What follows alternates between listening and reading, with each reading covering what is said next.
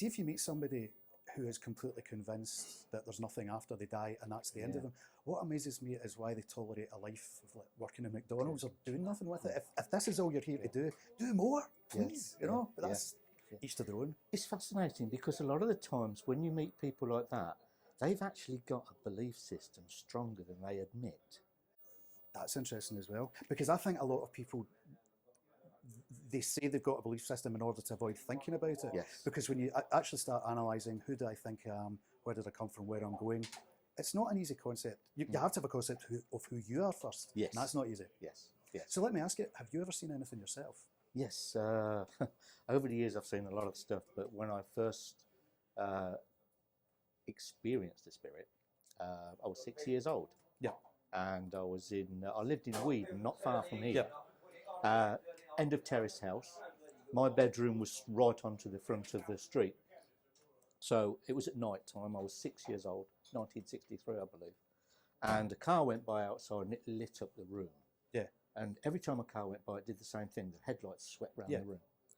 And then I was aware that the door had opened and a shape had came into the room. And it was too big to be my mum or my dad, because my mum and dad were quite small. Yeah. And this was quite large. And it walked straight across towards the bed and stood next to the bed.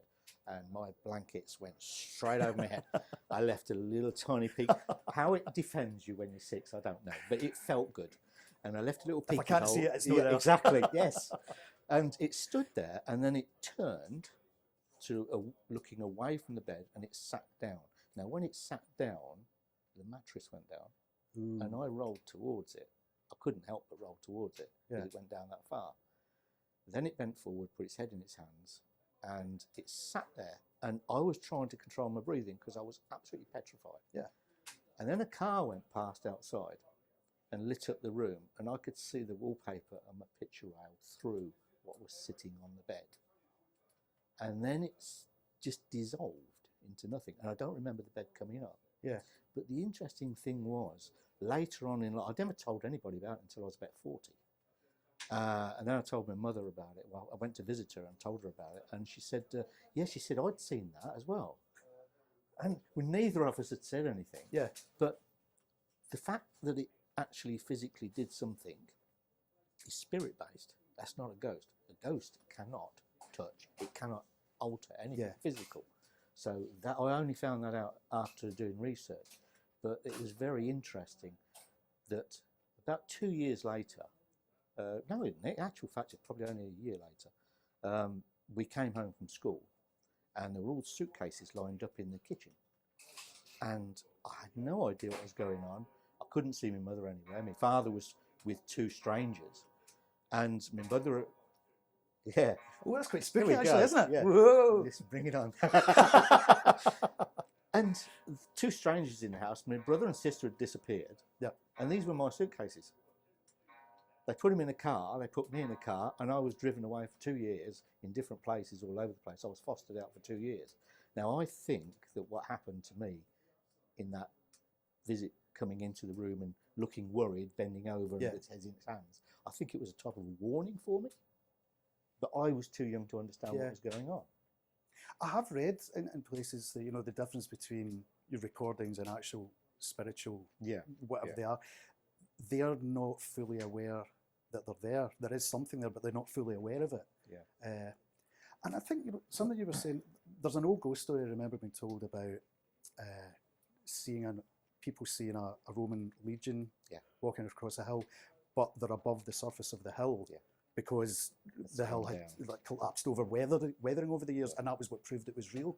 Yeah. But if you're saying they kind of felt, if they dissolve over the years, how many years are we talking about? Are we talking centuries? So what's the oldest thing you've ever discovered? The oldest, I never actually saw it, but I read about it. It was in Wiltshire, and a chap was driving his car along a lane in Wiltshire, and he was aware of a man on a grey horse with fur on. He was wearing fur. There was no saddle to the horse. There were no stirrups. And he was in full pelt going parallel to the road. Yeah. And he looked across and he said it looked Stone Age. He said, and this horse was going for it and he was hanging on to the mane. Yeah. And he said he completely disappeared into a burial mound. Now that, Whoa. for me, that is some age for a recording of a ghost to survive. But whether it depends on the location or not, I don't know. But I know they do deteriorate over time. Still a lot more to discover. Oh, yeah. So, one author to another. Yeah. Isn't writing the worst fucking thing you can do? It's lonely, isn't it? It's lonely. It's hideous. Yeah. I've seen, like, I'll clean the boat from top to bottom. I'll do my accounts. I'll do anything rather than write, because there's this massive block. And then you finally go down, and about half an hour into it going, I should have started this ages ago. This is brilliant. What is it about it? As Douglas Adams used to say, I love deadlines. I love the whooshing sound they make as they go past. Yes. Yeah, it's one of those things where you put it off as long as you can, because you know as soon as you hit the keyboard, you're into it for hours. Oh, that might be it, yeah. I know that when I first started writing, I used to do these little stories, but I used to break away. I used to do 2 hours here, wait a couple of days, do another couple of hours and all this. But when you read it back, you can see the partition. Yeah, I've found that. You know, you can see where you broke off because you're in a different frame of mind when you start again. So that's why I think people go and write for as long as they can when they're at the keyboard. I did once do 30,000 words in one sitting of about 18 hours or something, and I couldn't stop. Wow. It was like my whole conscious was off. It was the back of my mind was controlling my fingers, and I was just monitoring that the spelling and the construction was good. But you know, I read it back sometimes, I go like, man, that was a moment. You know, that's when you realise you can do it. But I wonder if partly it is because, see, when you get down to it, because it's such a personal thing, writing, because if you don't put yourself into it, there's going to be something missing. And it's a depth. There's a loneliness as well. You know, it's something you can only do on your own. It's very strange, because I know quite a few writers, and they go on these courses, and you're told, write like this, write like that. You need to do this. You need to do that. No, if you're writing, you write the way that you write. Of course. Not anybody else.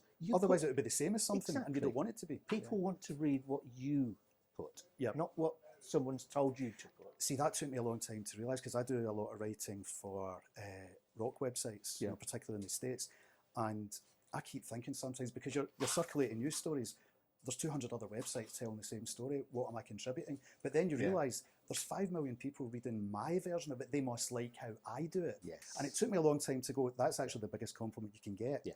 And with 5 million people reading you, you're going to change a life every now and again. You never get to know about it, but somebody needed to read that day. It put them in a frame of mind. It maybe concentrated something they felt bad about, or it maybe made them feel so good that they went in and asked the boss for a raise, or asked that woman out, or whatever.